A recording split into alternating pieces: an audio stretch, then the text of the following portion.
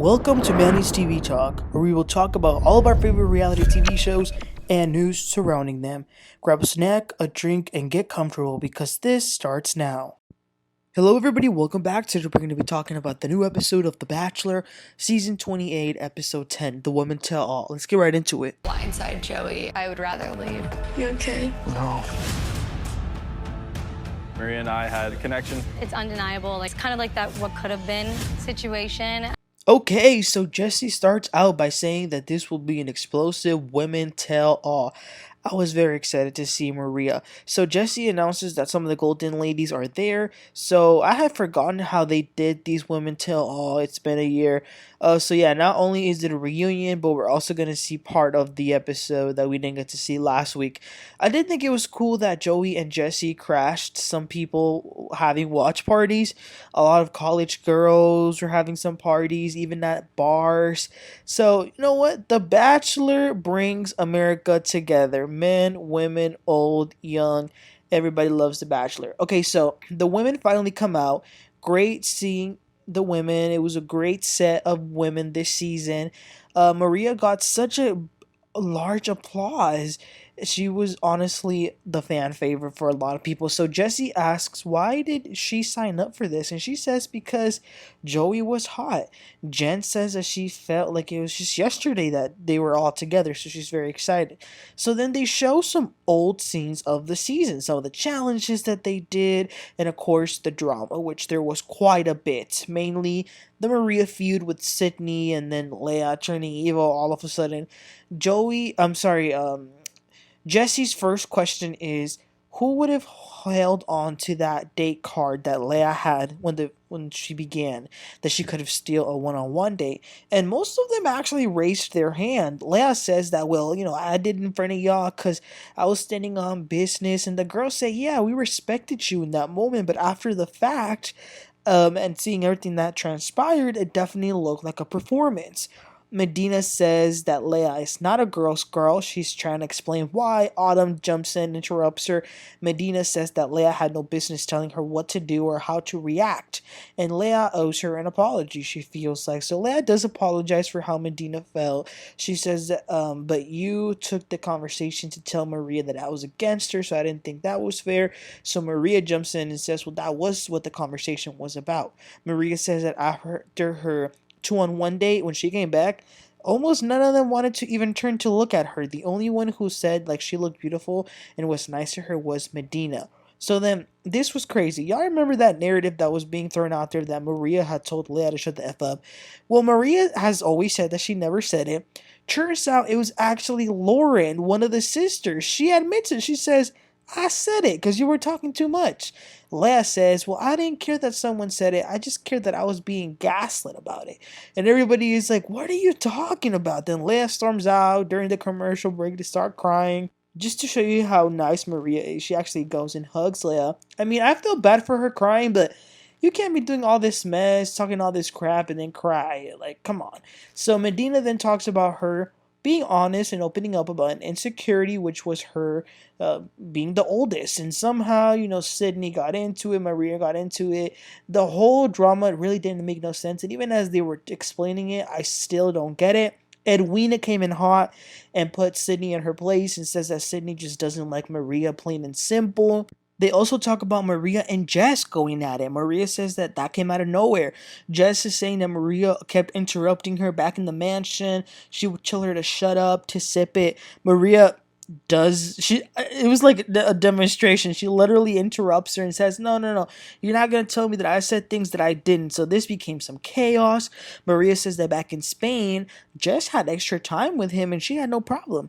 Maria says nothing she can do apparently is okay in the eyes of Jess, Sydney, and Leah. I was glad that some of the women were sticking up for Maria. Sydney does apologize, and so does Jess for calling Maria a bitch. Then time for the hot seat. So the first one in the hot seat is Lexi, which she kept doing this weird thing with her lips. I'm not sure why. But they go over her journey, which was a very good one, very emotional. I personally thought that she was going to make it far, but ultimately she walked away. She says that it was not it wouldn't be right for her to stay. It wouldn't have been fair for either him or her. She loves the way that Joey handled that conversation. He always made her feel heard. She hasn't had that before. She also says that it meant a lot to see the great response that the people have had with her sharing her illness of the endometriosis. And Jesse asks, "So what is next for you?" And she says, "I'm ready to find my person." Could she be the next Bachelorette? I don't know, maybe. The next girl in the hot seat is Jen. I love Jen's energy, her spirit. She was so fun, so creative. So they see her scenes, and she got really emotional because it reminded her of how good it was between them. She shares that it was a bit tough when she left because she kept asking herself what happened. Everything was going so well. Jesse asks how would she have felt had she made it to the hometowns, and she says she would have loved that. She does have, little conflicts with her mom here and there sometimes, but her mom has been seeing her turn into an adult as they've been watching this season, and it means the world to her. She admires her mom a lot, coming from Vietnam and being a single mom. Also, the show kind of allowed her to talk about the absentee father that she's had and that how that's, fell with her and her sibling. And family members have also reached out to her, and Jesse asks, what is next for you? And she says that she has lots of hope. She now knows what she deserves and wants, and she's excited to get that. So the third hot seat is Maria. Drama seemed to follow this girl everywhere. It was a hell of a journey that she had. So they take a look back. She says it was sad seeing that because they had a strong connection, but everything happens for a reason. The exact moment that she felt like she was falling for him was when they were on that day to Montreal. It was an amazing day. She made it to hometowns. And when asked how her dad feels about all this, she says that her dad has a hit out for Joey and that he should probably sleep with one eye open. She was joking, but that was funny. Last question is, why did Sydney not like her? And Sydney said that it hurt her to hear what Maria was saying about her, but she doesn't blame her. She acknowledges that she should have been more resolution oriented. I appreciate that Maria says that she does not condone the hate that Sydney and Leia have been getting on social media because she admits that it's crossed the line. So that was nice. She gets up and hugs both of them. Okay, but then we go back to the actual episode. So we go back to Tulum. Joey had that, he had received that card from Kelsey saying we need to talk. So Joey's freaking out. He says that this is like his worst nightmare coming true. So then Kelsey knocks on his door. So he asks, what's going on? She says, we promised to be honest and I want you to know how I feel. She says, it's hard not seeing you and I just wanted to come tell you how much I missed you. Bruh.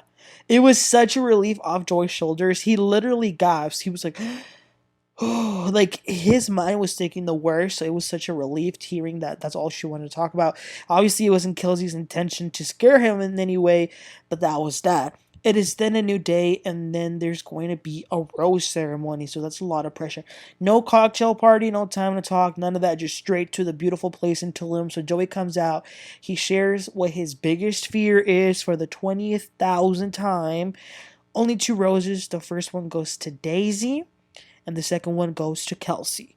Not a surprise in the slightest to me, but I can't lie that my heart broke for Rachel. She couldn't hold those tears in. She was devastated. He walks her out and he says that he has loved her, but he just couldn't get to that specific love, like that part. Oh, I felt so sad. I really did. She deserves the world, and I think, okay, this is the thing. When she got that rose after hometowns, I don't think that Joey's rose was pro Rachel. I think it was more against Maria, if that makes any sense. But yeah, she got her heart broken yet again. So then she joins us in the studio, still with tears. She really did love him. She tells Jesse that she's proud of how far she got because she pushed herself and allowed herself to get there. Susan from the Golden Bachelor, the lady who talked to her last week, shared some words and was really sad for Rachel. It was nice seeing that. So then Joey walks out to join them. Rachel had a good sense of humor. I liked it. Joey says Rachel she made everything so easy. He just wasn't able to reciprocate all the love that she was giving him. It wasn't there. Rachel said that she had a lot of fun though. It was a great time that they spent together. After Joey, she thought, that there are still good men who can meet her standards out there. He pushed her to see her worth, and she really appreciates that. But after leaving the show, she has been in a bit of an emotional roller coaster because she has been getting a bunch of hateful messages, racial messages, which I personally have seen on Twitter. It's disgusting. Some people are deplorable. I felt horrible about her sharing what people have been saying about her, her culture, her family. As a person of color, I am so saddened. Like, that is not okay at all. And they attacked not just her, like I said, but her family. And Jesse says to the ladies, raise your hand if you have received hateful messages on social media this season. And almost all of them raised their hand, which, shows you the amount of hate that these girls have been getting. Not just like them, but like in general, like on social media, it's horrible, which people need a life. Okay, look, I love my shows. I come on here, I like to talk about it, but to take time out of your day and have hatred in your heart to say certain things is just sickening. So that was it for Jesse, Joey, and Rachel. Then Joey and Jesse, these J's are getting me mixed up. So they talk a little bit about the women and whatnot. Sydney says that after all the hate she got on social media, Joey actually reached out to her to make sure that she was okay. So it speaks to his great character. He says that he has a lot of single friends, aka the guys from charity season, so he could maybe hook some of the girls up. Him and Maria are still friendly. He addresses Jen. He thought that they were great. It just wasn't, he wasn't exactly there to meet her parents. Kelsey T, I'm glad they finally acknowledged her because she shared some personal stuff on this season.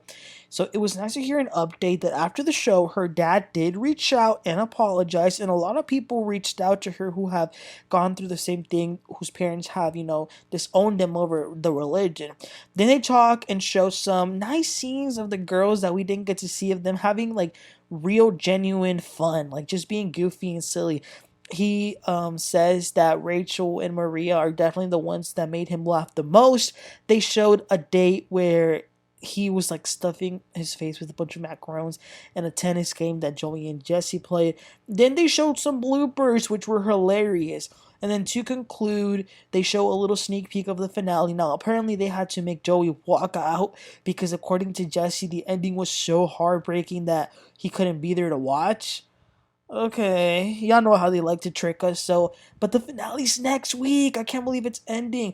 So we'll see what plot twist there is, if there really is one. But I can't wait for that. What did y'all think about the Women Till All reunion? I personally think it was dragged a little bit too long, but I enjoyed it. So yeah, you guys, let me know your thoughts. Please don't forget to like and subscribe, and I'll catch y'all next time. Y'all have a great one. Bye.